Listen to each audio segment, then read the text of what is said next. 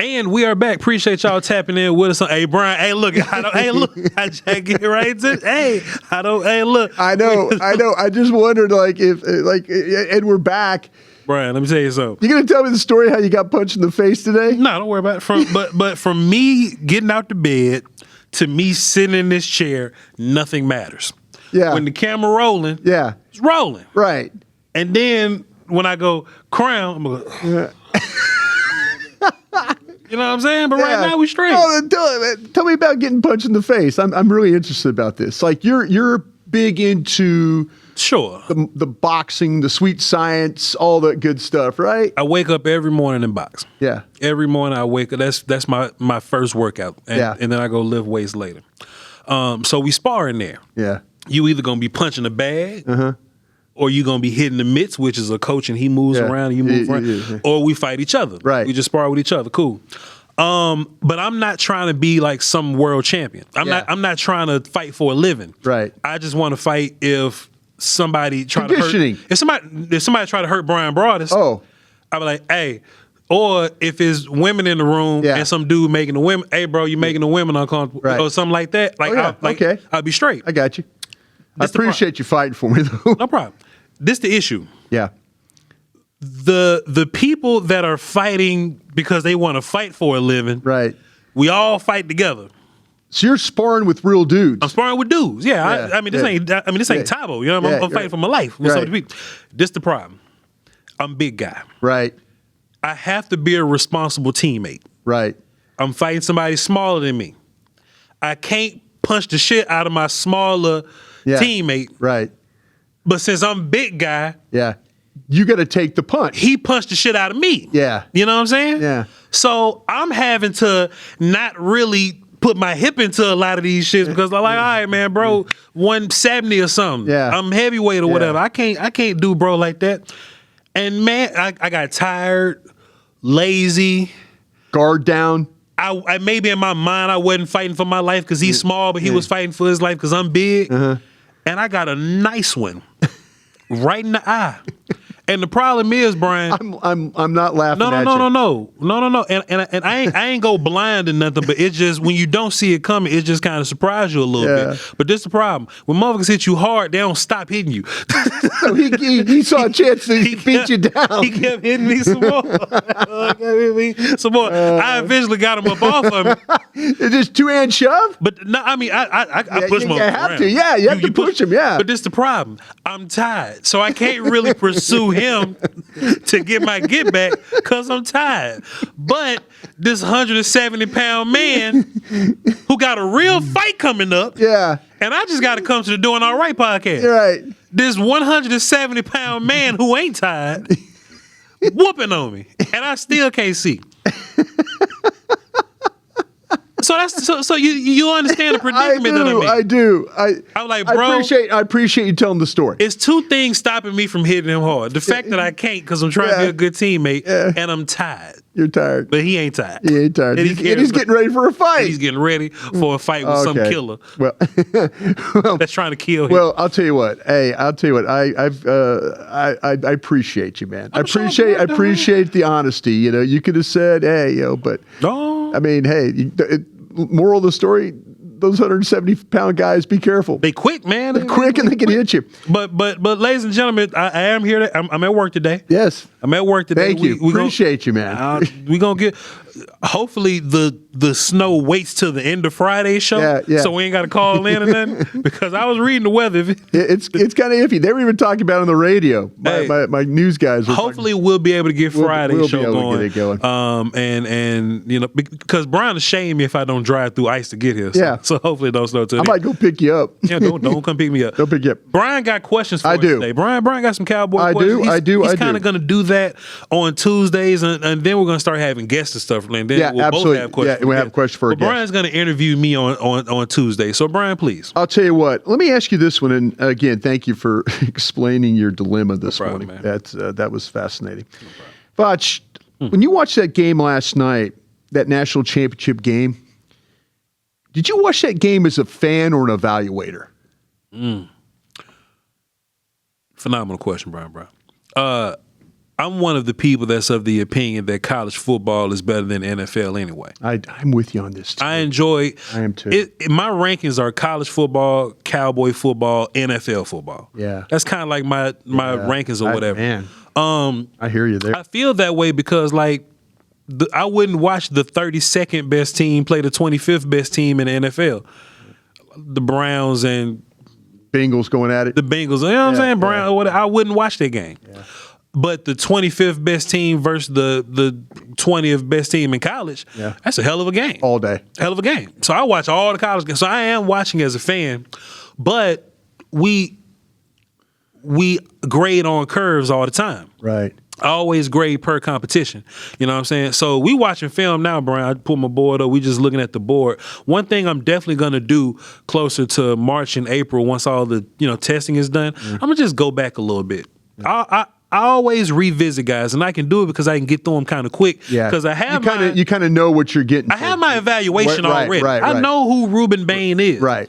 Let me see what Ruben Bain is versus the left tackle from Indiana that everybody liked. Yeah. Let me watch the Indiana cat versus Ruben Bain and Measurables. Let me watch him. Right. Our guy Francis Mawanoa. Yeah. Let me watch him in a championship game. At the end of the day, your one game performance won't outweigh what you did all season. Right.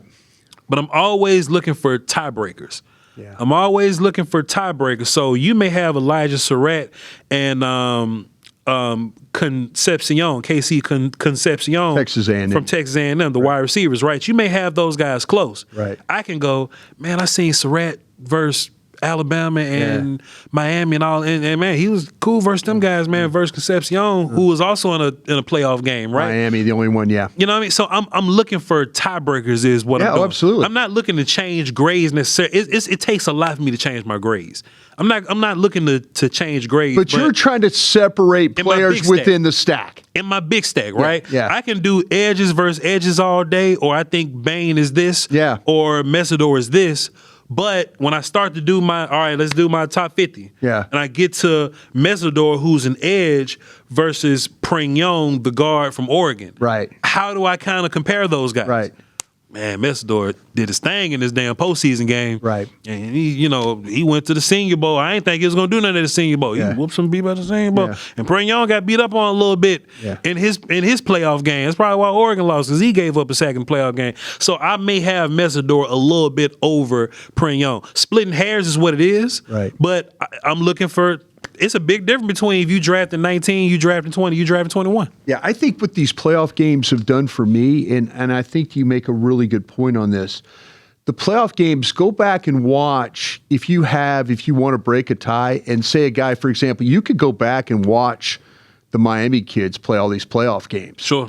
You could go now watch the Indiana kids play through playoff games in a championship game. Yeah. You could go back. That's to me where I'm going to go back and look at, okay, who did I kind of maybe was a little bit on the border with? Sure. Did I have a second round grade when he really was a third round grade? No, wait a minute. He looks like he's really a second round grade. Sure. I think that, the kid, for example, Pons. Brian, I just pulled up D'Angelo Pons. Yeah. I just pulled up D'Angelo Pons. For sure. Please make a point about Pons. So, see, this is the thing about it is when you're trying to determine, and we've done shows, we did a show on the stack last week where we're talking about where does size matter? Mm-hmm. Does size matter with the player? And whether you're too big or too small, too short, whatever. For example, you could watch playoff games, good quality players against Pons, and kind of get an idea how he might play. You could watch him play against Big Ten competition. But the stuff that he has done in this playoff thing, listen, if you don't want to draft a 5'9", 174-pound guy, I get it. Sure. And while I have you on that point, how hard is it going to be for Will McClay, who traditionally doesn't like this type of player? Yep. And I had people reach out to me and said, listen, this new defensive coordinator needs to get Will McClay off that. Mm-hmm. Yeah. Heck, we had questions about Jordan Lewis. They had questions about Jordan Lewis, Jordan Lewis got benched for 7 years. Yeah. And he was one of your best corners right before you left here. See, that's what I want to know is how hard is it to, and like I said, you're watching the game and evaluating it, but how hard is it going to be for a Will McClay who doesn't really marry himself to the 5'9", 174-pound guy? And this was going to make us upset as evaluators or scouts. Yeah. I'm sure the Cowboys got where's Indiana, a Midwest scout? Yeah. Whoever the Midwest scout is, they saying, please, man, I understand what you're saying. I know how we value length here. Yeah. Measurables here. I get that. At some point, Brian, we got to stop being analytic nerds, man.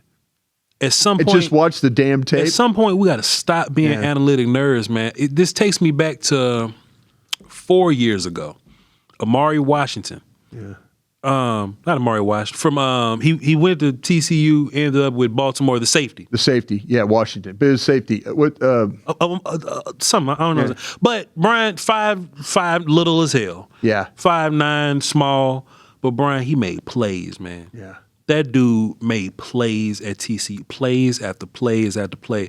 And I'm like, man, he's small, bro. Yeah. But at some point, you got to get away from the side. Like, there's tall corners not making plays. Exactly. And Dallas has drafted several of them. And it ain't like just making play. Brian, it's like the run of Ohio State, Alabama, Oregon, Miami. Yeah.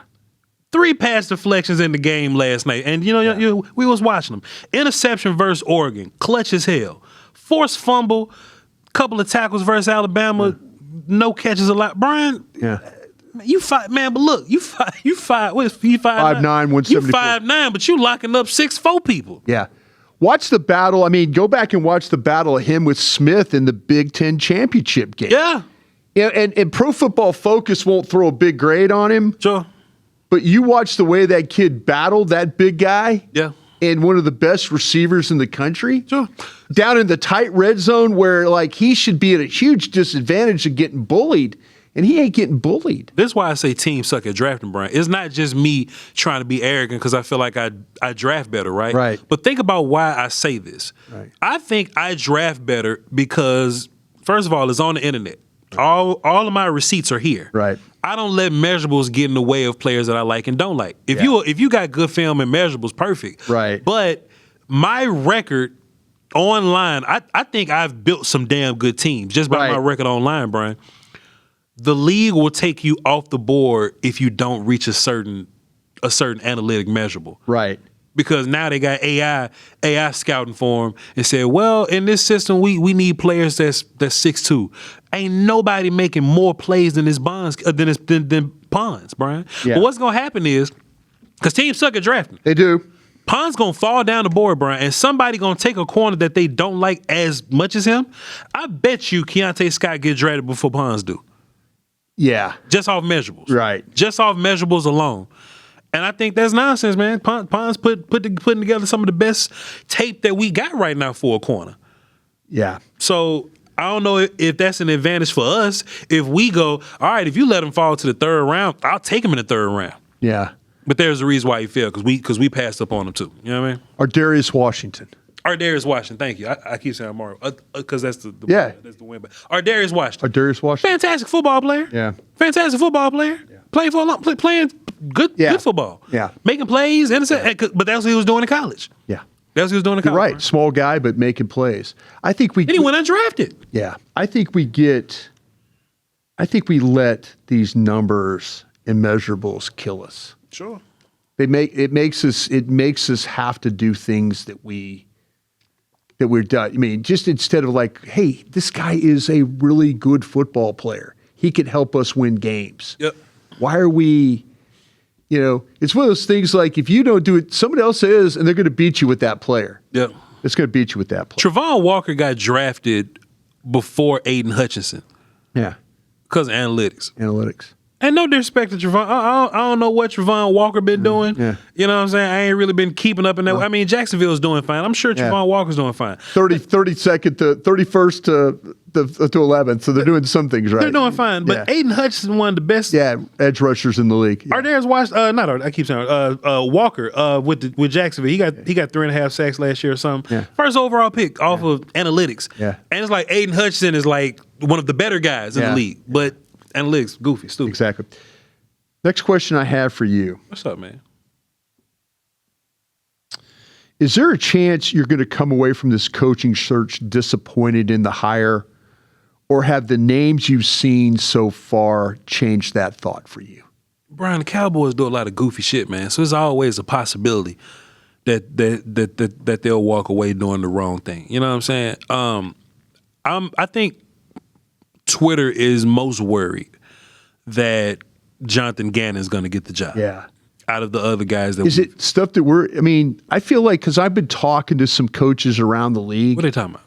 Well, and they're saying that, like, listen, when's the defense gotten better? Mm-hmm. You know, what have they done? How they've gotten better over there? That's his defense with Cardinals. Yeah, with Gannon, they're like when these are defensive coaches. I'm not saying my buddies in the league are right. Sure.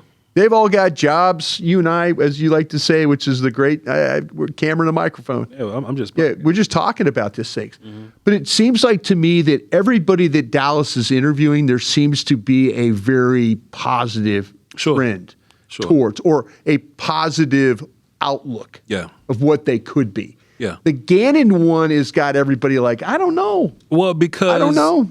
The three coaches that everybody would be fine with, they're disciples of super coaches. Whether it's Vance Joseph, Vic Fangio, or Flores, Brian Flores. Like, they're the pass game coordinators for those super coaches. Right. You know what I'm saying? Right. So the common sense would say, well, let's get one of those guys. Mm-hmm. Jonathan Gannon is like the one that's unlike the others. Right. To where, all right, we see what your defense is, and it hadn't been great. All these other guys come from defenses and passing games that are ranked highly in the league, except for Jonathan Gannon's, right? So I wonder if Jonathan Gannon is the interview to appease somebody in the room that wants experience. Yeah. You know what I'm saying? If everybody's saying, if Shotty's saying, hey, look, I think Clayton Adams is fighting for this guy. Clayton need to sit his ass down. See, that's what I'm saying. Clayton need to go do his job and draw some offense. Yeah. You know what I'm saying? And let Schottenheimer take over. I want to know what Shotty kind of thinks. I want to know what his stance is on this. I want to know who's the guy vouching for Gannon. Yeah.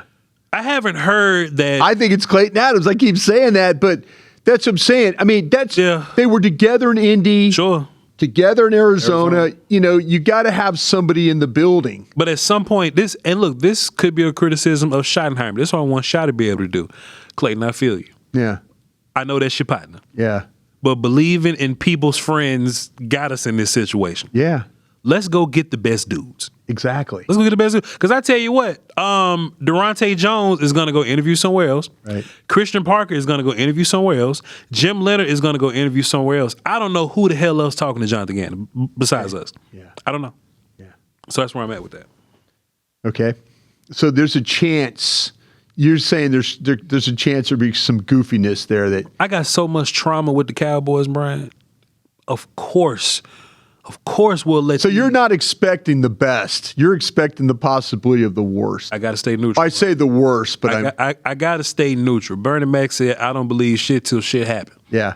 I kind of got to be in that way. Even though I feel like, hey, man, I felt like, to be fair to the Joneses, I felt like Jalen Tolbert was going to be wide receiver too. Mm-hmm. I felt like Mozzie was going to be forced into this thing and that we weren't going to make a move on defense. Right.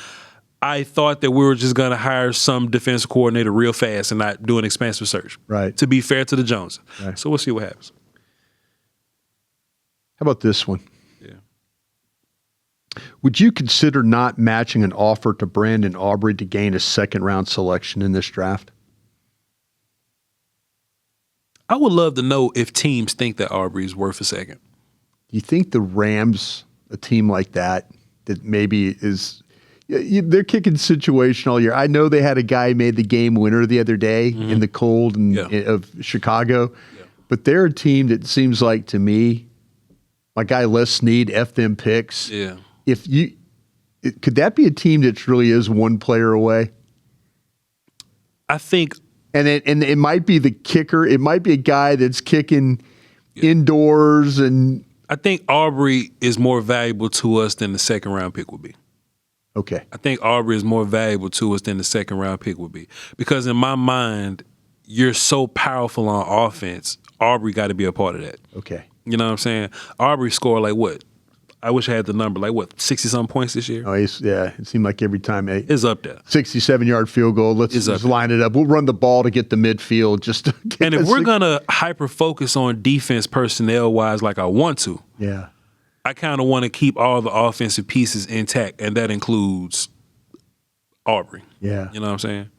Turbin can go, but they're going to tender Aubrey a second round tender. I wish they'll just pay. I mean, what's the money going to be? $6 $6 million a lot for a kicker? They're looking somewhere. This thing's looking somewhere between $6 and $7 million.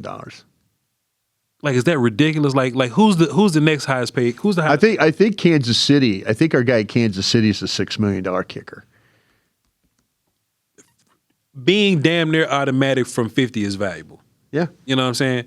When Aubrey missed, to be fair, he's missing 60s and high 50s. Yeah, and it's only like he misses. When he misses, it's some long shit. It's long. It ain't. Yeah, it's some long shit. But as opposed to that thing, you could save money and get Kyle Forbath. Yeah, and make all your 30-yarders. But the minute you get a little wide, you know what I'm saying. So I would just pay the 6.5 to Brandon Aubrey. Would you consider him a priority then in the offseason to getting done? I actually don't. You really don't? I actually don't. I think if you're going to win this thing, it's nice to have a kicker. And think about Cincinnati when they made Wait a minute, man. I asked you if you could take a second round pick. It's not like you're about ready to take a second round pick. It's just that I think I view day 2 picks so much differently now. Sure. Man, I was looking at something. I was like Spotrac Tankathon or something. And I was just looking at I was looking at the trade value chart. Yeah. And on the trade value chart, they give you information on trades and where these picks went. Yeah. The Cowboys don't have a 2. Right. But under that shit, it said Quentin Williams. I said, damn, boy. Yeah. The Cowboys don't have a 3. Yeah. And under that shit, it says George Pickens. I say, damn, dog. You know what I'm saying? Yeah. I don't give a damn about the day 2 picks, especially on this team. Now, if this team is a team that's notoriously knocking 2s and 3s out the water, then we could talk. I think Brandon Aubrey is more important for your operation than a second round pick, but I don't consider him the priority. Yeah. If I had to choose 1-to-1, Voch, George Pickens, or Brandon Aubrey, I would say Pickens. Voch, we want to re-sign Kenny Clark to save some money. Well, get on the phone with Kenny's people. I'll make if me and Brandon Aubrey got Brandon Aubrey in your mind is not really a priority then. I would rather pay GP early so that I don't miss him in camp. Right. If Brandon Aubrey don't have a camp, I'll just see you in September. Yeah. You see what I'm saying? Yeah. Call Jadeveon Clowney's people. That's important to me. Yeah. You feel me? Like, you know, when we looking around, call Carlton Davis's people so we can get some corners up here. Yeah. What linebackers? I mean, call them people.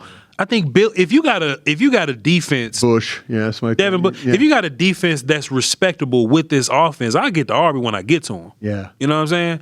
I think it's some other thing because having Aubrey and a horrible defense hadn't won you games. You know what I mean? With a second round pick, and you start talking about having a horrible defense, but having a second round pick help you for that defense. In my mind, Brian, I'm treating the 20th but you don't want to. You need your kicker. You're absolutely on board with that. I'm treating the 20th overall pick like it's my second round pick. Are you? That's how I'm treating it. I'm fine with having 2 1s, no 2 and 3, than to have 1, 2, and 3. I would rather have 2 top 20 players than 3 top 100 players. Somebody asked, I think Matt Owen worded like, or it was either Matt or it was Smalls HD. One of y'all, I'm giving y'all credit for whichever one of y'all said. I'd rather have 2 top 20 picks than 3 top 100 picks. You know what I'm saying? Because like look at your trade value chart, right? Oh, I know. Yeah. If I'm trading you 76 versus pick 77, it's like 50 points. Yeah. But if you want to go from 12 to 20 something, that's like 800 points. Yeah. I think the trade value chart shows you the value in some of the movement. So I'd rather have the 2 high picks than 3 spread out cool cats. You know what I mean? So you sound like too. We're several months away from this thing. You sound like you just want to stand in there and make a pick. Brian, let me tell you what I can't stand. When people tag me to their mock drafts, Yeah. and they trade it back 2 or 3 times. I don't want to see y'all have fun with the mock drafts. Yeah. Butker makes $6.4 million, by the way. So Brent R probably gets 7. I don't want to see y'all have fun with the mock drafts. Yeah. And people use for valid. Hey, I say the Cowboys, huh? Yeah. Traded back 3 times, picked up 5 picks, got Melo Height in the 7th round. I got Fernando Mendoza in the 3rd, boy. Yeah. And I got 3 pass rushers. You know what I'm saying? The mock draft. Show me the miserable mock draft. No, that I where totally you agree. sit in there. I totally agree and to the this. phone ain't ringing. I totally agree to you this. You drafted at 12 and 20. Yes. And you got to sit your ass down to 114. Yes. Show me them mocks. Yeah. I respect them mocks. Yeah. Don't show me them mocks where you having fun. Yeah. You playing Madden. Yeah. Fantasy football. We get Love, the running back, Notre Dame in the 3rd round. Love at 26, boy. Woo-wee. And you got Monsieur Delane in the 2nd. Show me them mocks where you sitting in there miserable and you making them picks 12 and 20, you sitting around to 140. Show me them mocks. Yeah. You're not wrong, why my I even friend. said that. Why No, you did. We didn't talk about trading back. You wanted. I asked you. I want to sit in there and make them picks, bro. That's why I was asking. I want to sit in there and make them. I don't. I don't. Even if the Cowboys exhaust themselves and go into debt building defense. Yeah. I still want to add 2 more defensive players to it. Yeah. You need defense, and that's what playoffs taught me. A final question for you today. What's up, man? I've been screaming in the microphone. No, that's cool, man. I like the energy here today. It's all good. It's always good. Okay, I'm going to ask you this one. Sure. Do you want a defensive coordinator who is involved in the personnel or one that lets the front office build the roster? Brian, you know, this is a very tricky question. Uh-huh. It's a tricky question. Because part of me feel like, I take it back. No. I don't want you involved. Tell us what you need. Yeah. tell us what you need. We've been watching these prospects way longer than you. Sure. We've been scouting way longer than you. Tell us what you're looking for. Yeah. And trust the scouts to make the right decision. Trust the scouts to build the board accordingly. You know what I'm saying? So if you Durante Jones, you go, hey man, I need somebody smart. Trust us to go find the smart corners. Don't tell us who you think is the smart corner. Right. You know what I'm saying? Just trust, hey man, I like Link that corner. Yeah. I like fast linebackers. I like processors at linebacker. But then don't come back and be like, I like Deontay Lawson, the linebacker from Alabama. Well, we've been watching a ton of film on Deontay Lawson in Alabama, and we don't think you process all that well. Right. We don't know how you're gonna run. Right. So just trust us. I know what you want. You would much rather Anthony Hill than Deontay Lawson. Yeah, but I watched Alabama in the playoff game, and Deontay Lawson made some plays. I think I want. Yeah. Trust me. Yeah. Trust me. I want my coaches to have a say, like have a type. Yeah. I want my coach to have a type, and I want them to be thorough with that type. I want you to list out all the details, everything that you like, how you want them to look, how you want them to think. Another thing that I think is important is how you want these guys to communicate and present themselves. Sure. I think there's a lot of players that played good football last year, but character kept them off a lot of people's board. Sure they did. Durante Jones, let me tell you something, man. Are you one of them coaches that'll take a slacker if he plays good? Are you one of them coaches that want no nonsense? Let us know, and we'll find those guys for you. We won't put nobody in front of you wouldn't want. Yeah. And so at least then the ambiguity's out the window, right? If you bring in Tristan Hill and it doesn't work, you can point at 7 people. And this is part of Jerry Jones's I'm going to get counsel from you. Consensus. That's the problem with him delegating. That's what I'm looking. That's the problem with Jerry Jones delegating to different people. Right.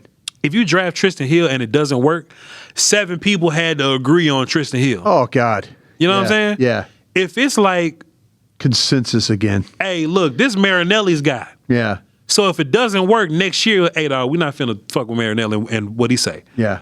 As far as the Mozzie pick, Jerry, did you write off on this? Yeah. Will, did you write off on this on behalf of Dan Quinn? Right. Will, are you just taking the bullet for him? Did you not like Mozzie? But I need to know. Yeah. So now, if you take it out of the coach's hands and you leave it in the scouts' hands, all right, now I can at least go to my scouts and be like, hey, bro, which one of y'all vouched for this cat that ain't working? Yeah, let's go back and check the film on this. Which one of y'all motherfuckers fought for Viliami for Hoko? Yeah.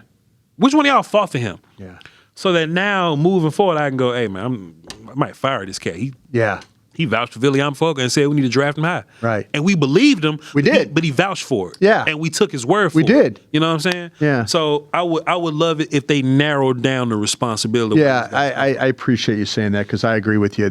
You know what I could do without when you and I are working on draft day and all of a sudden they show War Room Cam and then the coach is back in the back, like politicking for a guy and all that. Yes, I don't need that. I just need Jerry or Shoddy pointing over to Mitch LaPointe or Chris Hall or one of those guys. We'll call you. And say, okay, what do you think about that? Because I tell you what, Brian, if Sonny Styles is on the board, right? I don't need to ask the linebacker coach, hey, can you use him? Yeah.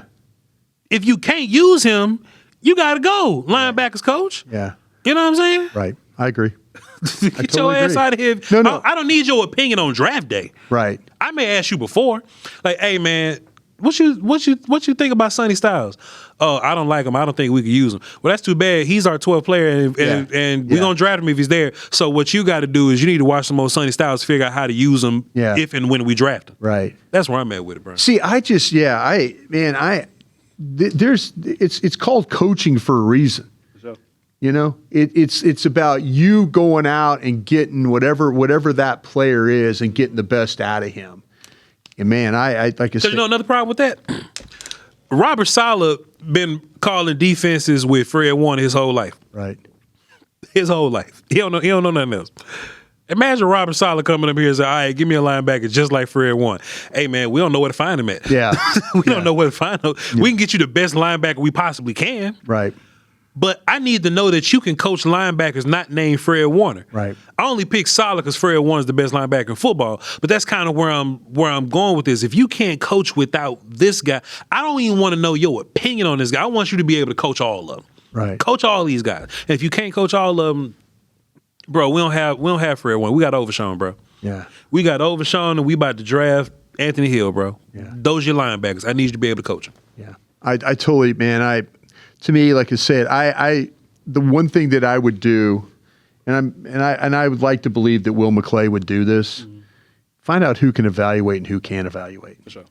And if a coach wants to stop by your office and say, hey, listen, I saw this guy and I was wondering about him, what the scouts thought about him. Sure. That's cool. But don't if you're a bad evaluator, and this includes the scouts too. Sure. If all of a sudden you mentioned it, if it's this deal where like, Fehoko, why are we drafting Fehoko here? Okay, you're the one that stood up on the table for him, and you stood up the year before on this guy and this guy. You 0 for 3. Yeah, you're 0 for 3, and we might need to move on from you. Sure. If you're going out there and bringing us bad players, and we're now that's on Jerry and Steven and Will too. Mm-hmm. If you continually allow scouts to do the wrong things, sure. But you got to know who the coaches, which coaches can evaluate and which ones can't. Yep. But you also, I think bringing them players and coach them up. Sure. Coach them up. That's why Jerry Jones need to call me to his office. I ain't gonna miss you. Feel me? And look, it's on the internet. Y'all can go find me. You know what I mean? We appreciate y'all for tapping in, man. We love y'all to pieces. Fantastic questions there, Brian. Thank you, man. Very, very thoughtful questions there. We're gonna get back into our work tomorrow, previewing Senior Bowl. Let me give y'all your homework real quick. So tomorrow, for the 21st, Wednesday. Yes. We got 4 players. Before Snowmageddon. Y'all better hope it don't snow up here. 4 players, okay? KC Concepcion, we mentioned him earlier, the wide receiver from Texas A&M. Jake Slaughter, the offensive line from Florida. Center. Yeah. Do you watch him? Yeah. I'll talk to you about him tomorrow. We'll talk about him. Gabe Jacas. Edge from Illinois. Pretty looking guy. The edge from Illinois. And A.J. Halsey, the safety from LSU. I like him a lot. Okay. But that is your homework He's assignment. as big as you. He my size. You and him are the same kind of. You put number 13 on you. He might be That boy, what 6'1", 230. He making plays though, making Bryan. plays. He a big boy. Making plays. That's your homework assignment. Casey Concepcion, Jake Slaughter, Gabe Jackas, and AJ Halsey. Those are all Senior Bowl guys. So we're just preparing you for the Senior Bowl practices and game next week. So be sure that you come to class ready to go tomorrow. We love y'all to pieces. Okay. CrownGlobeMedia.com. That's where all the work is. That's where the links to all the merch is. Man, look at this. Look at this quarter. Half zip right there. Have a quarter. Look at this quarter zip on my man's Bryan Broaddus right there. Beautiful. You can get that in whatever Look at logo. Scout Side one. Scout Side, whatever logo you like. Many different colors. Do whatever you want. Go over there and check us all out. The links to the social, all the different shows, Stat coming on later, so y'all be sure to tap in with that. That's Crown Globe Media on socials. You ain't quite Bryan Broaddus yet. And I'm Voch Lombardi on those same social media platforms, all right? We'll catch y'all till next time. Crown.